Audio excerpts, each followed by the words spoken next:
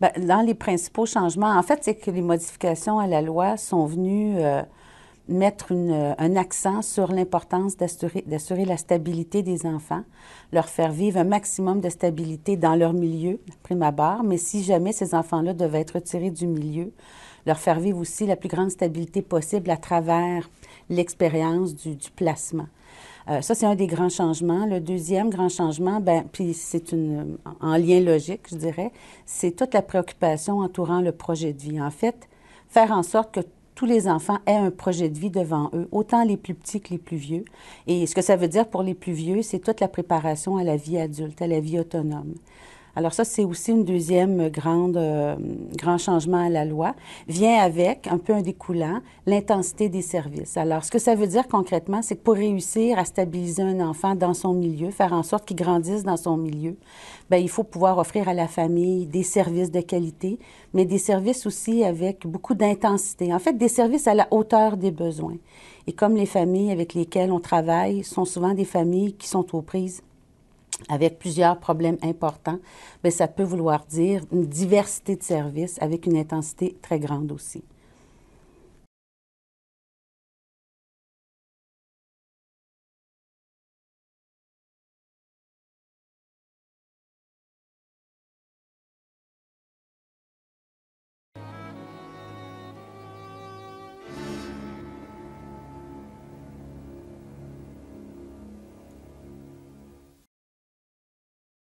Comment le système fonctionne, c'est pas vraiment un cadeau pour une société.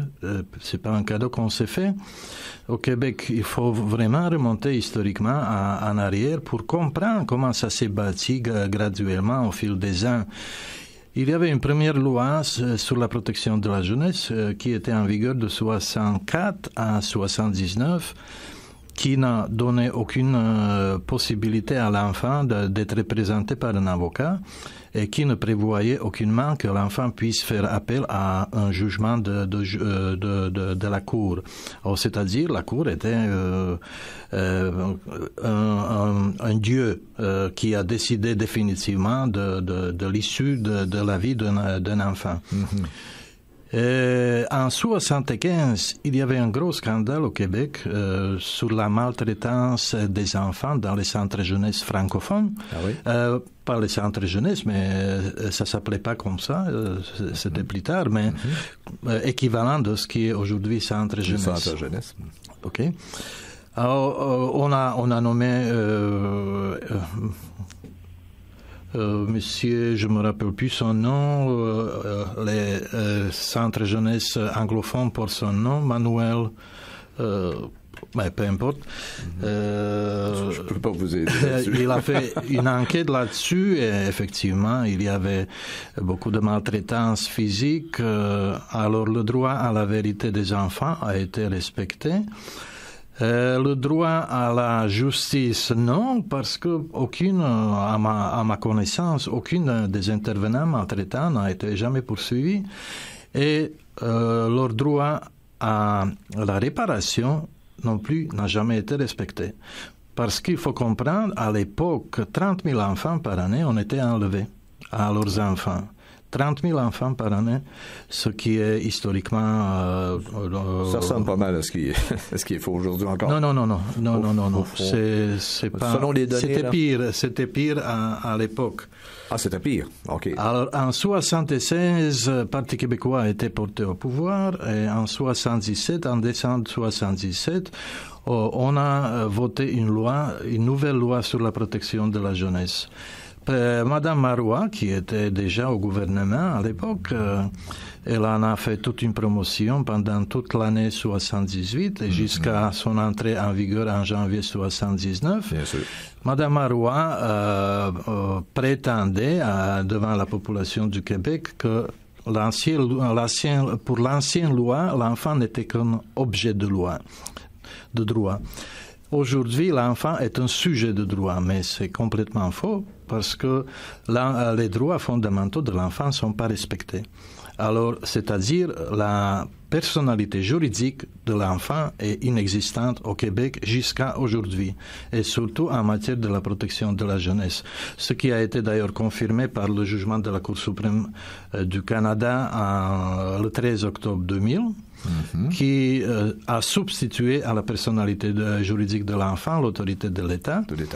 Et a textuellement supprimé ou rendu invalide les garanties juridiques, c'est-à-dire les droits fondamentaux à l'enfant et à ses parents dans le contexte de la protection de la jeunesse. Alors voilà l'évolution.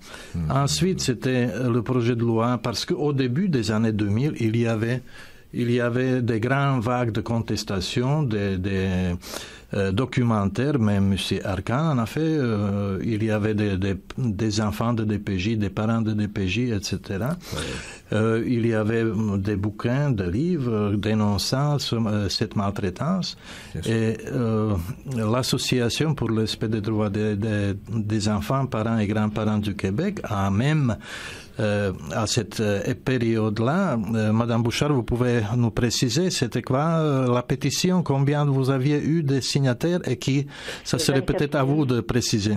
24 000 signatures. 24 000. Maintenant, on a lorsqu'ils ont reçu, on n'a absolument pas fait une accusé de réception. M. Dumont a déposé ça à l'Assemblée nationale et on a remis ça sur les tablettes.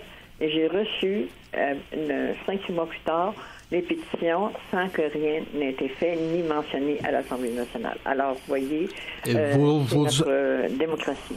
Vous l'avez déposé par l'intermédiaire de quel député? M. Mario Dumont. Mario Dumont. Alors, ça a été déposé, je pense, le 6 juin 2007. Et vous demandiez quoi, au juste? Pardon? Vous demandiez par Qu'est-ce que vous demandiez?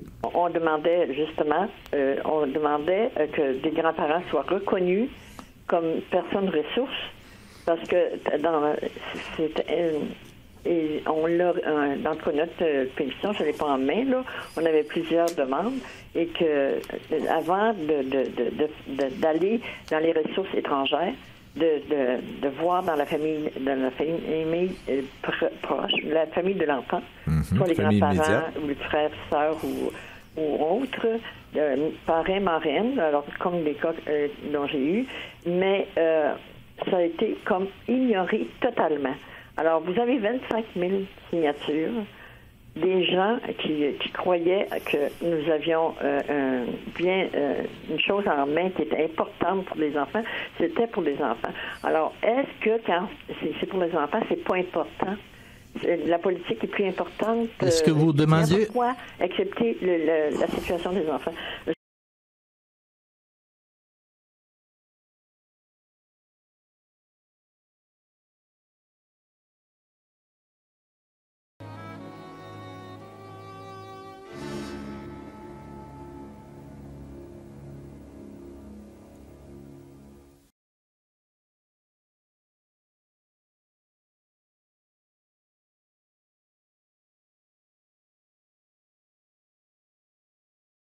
Cette exclusivité de TVA Nouvelles au sujet des contrats accordés par le Centre jeunesse de Laval. Michel Jean, vous avez appris que de nombreux contrats ont été accordés aux mêmes entrepreneurs qui multiplient pourtant les extras. Oui, bien souvenez-vous, l'enquête de TVA Nouvelles sur le Centre jeunesse de Montréal, la piscine à 1,5 million de dollars, la cour intérieure à 1 million et plus de dollars. Tout ça, ça va inciter l'UPAC à ouvrir une enquête sur la gestion de l'établissement. Il y a apparence de collusion.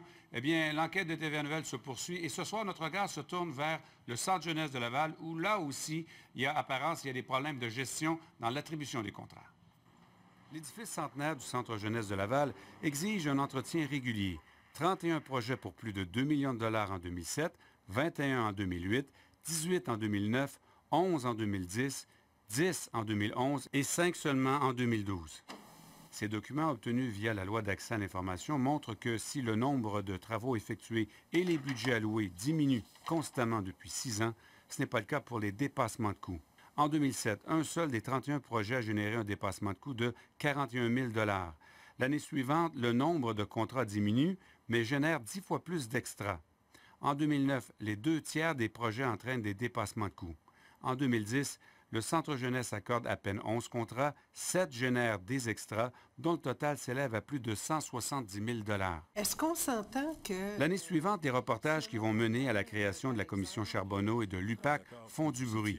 Coïncidence, la facture des extras chute dramatiquement à 62 794 000 $ en 2011 et 75 539 000 $ en 2012. L'analyse des documents révèle d'autres faits troublants.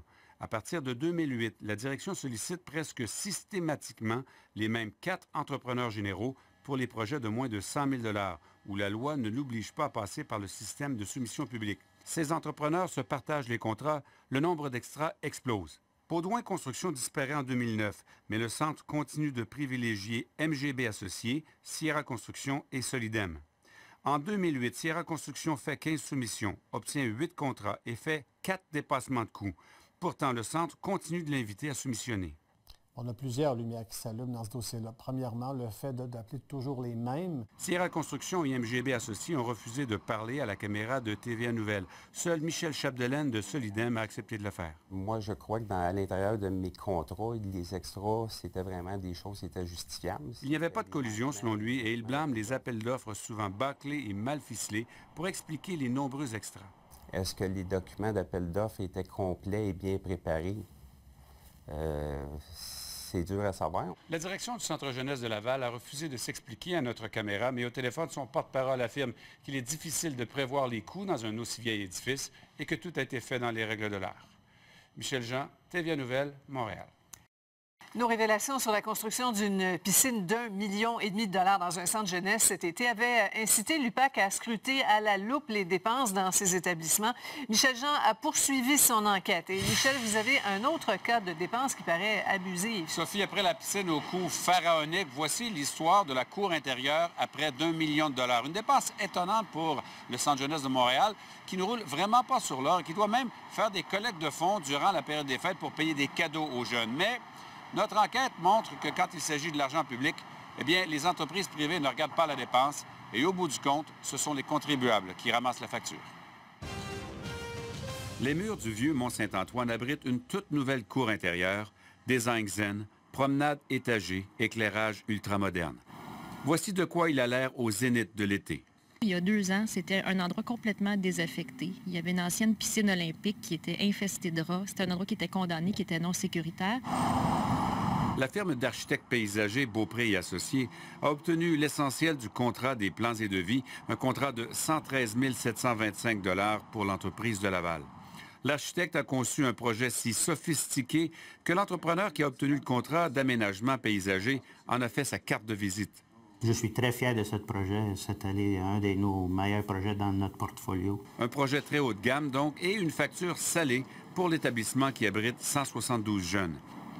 Selon des documents officiels obtenus par TVA Nouvelle, aux honoraires des architectes s'ajoutent notamment plus d'1 demi-million de dollars en frais d'aménagement, dont 130 000 $ simplement pour électrifier les lieux. Coût total du parc, près d'1 million de dollars. La direction se défend. Elle dit avoir opté pour le plus bas soumissionnaire. On est obligé, effectivement, de faire une administration, une gestion très serrée.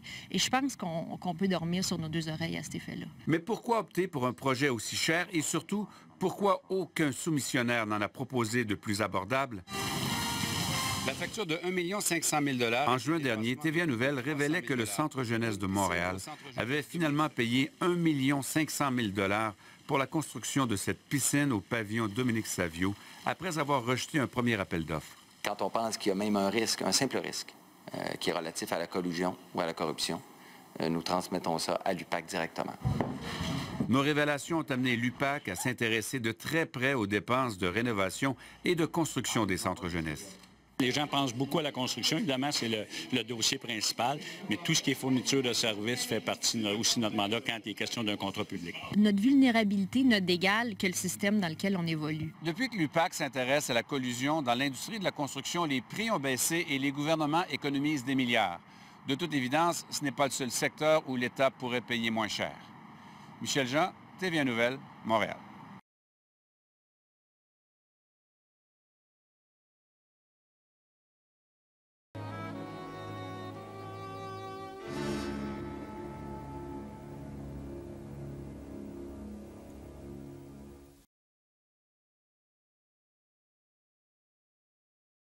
Les éducateurs des centres jeunesse font face régulièrement à des situations délicates, mais ce qu'ils craignent le plus, c'est qu'un adolescent dont ils ont la responsabilité s'enlève la vie.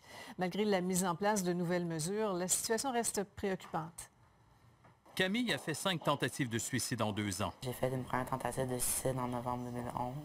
Elle est arrivée à la DPJ à l'âge de 5 ans et a été hébergée à 7 endroits différents. Tu te sentais abandonnée? C'est quoi? Mais c'est plus dans les moments où il y a de détresse, où il n'y a rien d'autre de possible. L'an dernier, 5 adolescents ont tenté de s'enlever la vie au Centre jeunesse de Montréal, 3 en Montérégie. Nous avons demandé à l'Association des centres jeunesse de nous fournir les statistiques pour tout le Québec. On nous répond que c'est impossible, que certains ne les comptabilisent pas. Heureusement, selon le bureau du coroner, les suicides ont diminué dans les centres jeunesse. En octobre 2010, un jeune de 14 ans est passé à l'acte à Chambly. Il y a eu 2 tragédies en mars 2011 à Saint-Agathe-des-Monts et à Montréal. Un autre geste a été posé en juin 2011, encore une fois à Chambly. Le dernier décès remonte à l'hiver dernier dans les Laurentides, mais le rapport du coroner n'est pas complété. Souvent, c'est le désespoir. Souvent, ceux qui n'ont pas confiance en l'avenir. Un peu partout, des mesures ont été prises pour aider les éducateurs qui vivent avec ces jeunes. Quand vous avez des inquiétudes, consultez votre chef de service. Il y a des consultants cliniques qui vont venir en soutien. À Montréal, 2 pédopsychiatres se rendent dans les centres où sont hébergés 800 jeunes. D'autres adolescents sont suivis par leurs médecins, mais ça prendrait davantage. C'est sûr qu'avoir un soutien davantage de la pédopsychiatrie pour des hospitalisations, pour une catégorie de jeunes en particulier, je dirais que oui, ça aiderait. Je prends un antipsychotique qui m'aide pour mon anxiété. Entre 20 et 50 des jeunes reçoivent une médication psychotrope. Avec le recul, Camille peut dire qu'elle ne voulait pas vraiment disparaître. Bien, sur le coup, oui, mais après coup, je me disais non, je ne veux pas vraiment mourir. Elle va beaucoup mieux et a compris qu'il y a des bons et des mauvais moments dans la vie. La vie, ça représente un champ de bataille. Harold Gagné, TVA Nouvelles, Montréal.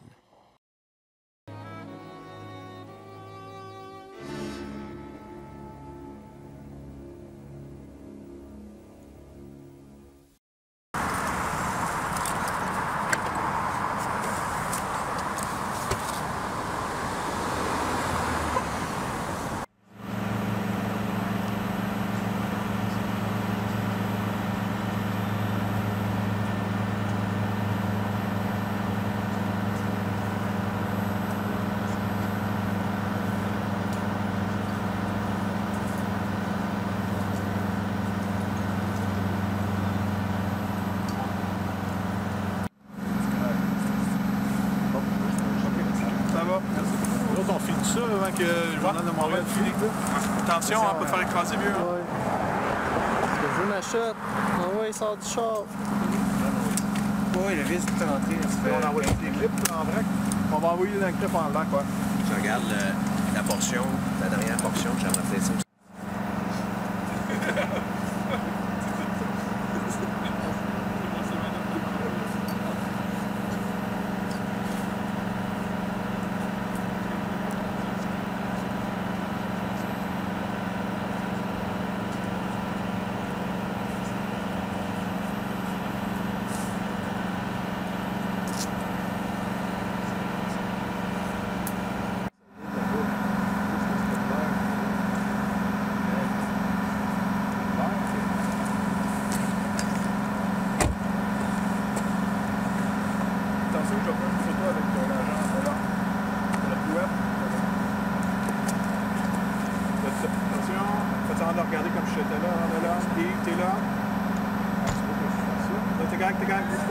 Janvier dernier, une adolescente qui se retrouve sous la garde des centres jeunesse de l'Outaouais à la suite d'une décision du tribunal fugue du complexe Héritage sur le chemin Freeman dans le secteur Hall.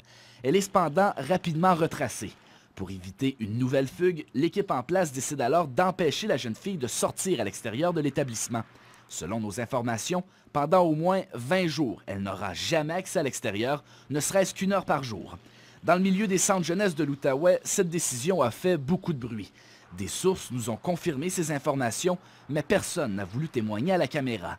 Une source nous affirme que normalement, une jeune à risque, on attend une journée avant qu'elle puisse sortir. Quand on s'aperçoit que ces jeunes peuvent prendre de l'air, elles peuvent, les jeunes ont certains droits.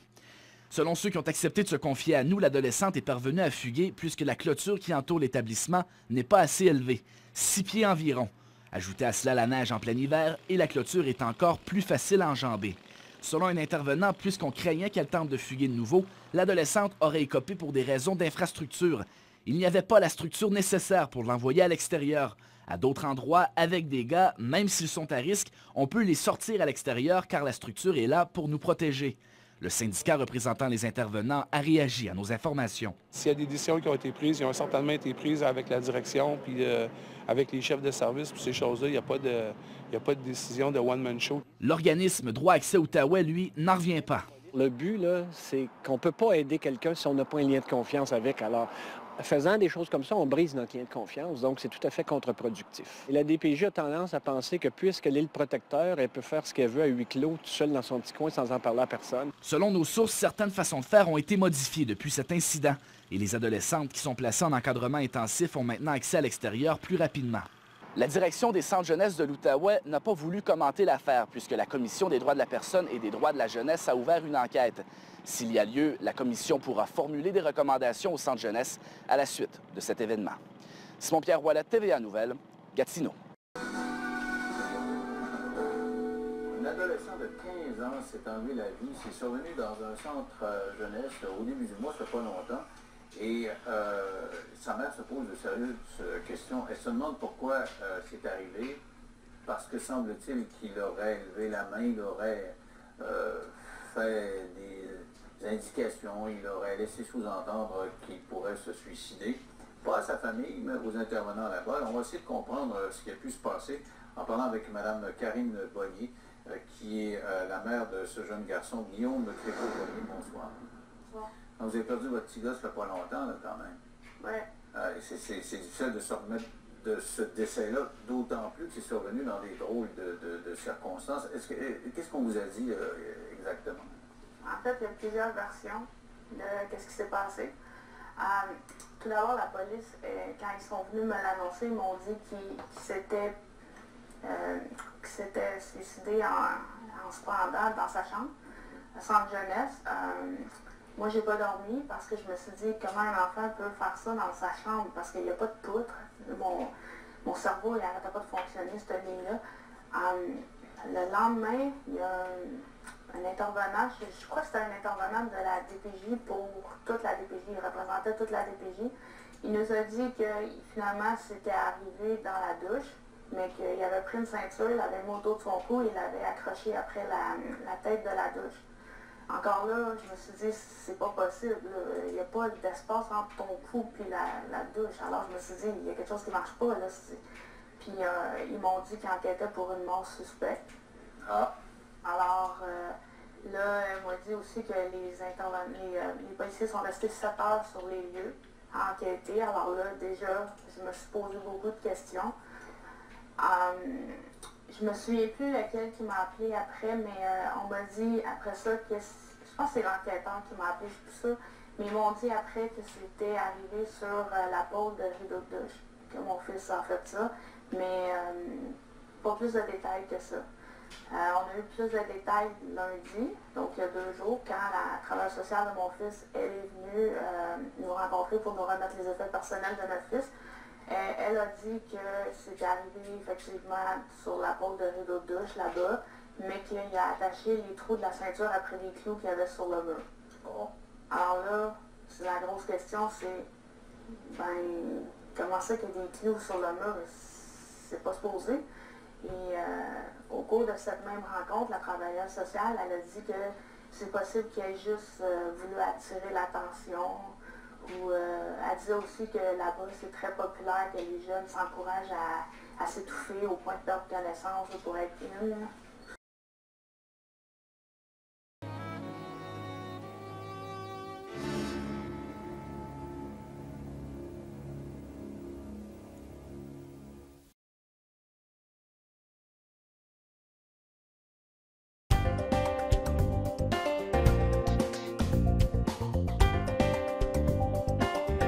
Alors, le covoiturage est un service que le Centre jeunesse de Montréal offre à l'ensemble de ses employés. C'est un service qui va se faire via le site Internet et qui devrait débuter dès septembre. Les avantages sont nombreux. Ça me permet de me déplacer rapidement et facilement sur l'ensemble des sites des centres jeunesse, même les sites les plus éloignés comme Rose-Virginie-Pelletier ou Cité des Prairies. Et je peux en fait planifier mon horaire comme je veux également. Même si je travaille de soir, ça me permet de me déplacer le soir comme le jour.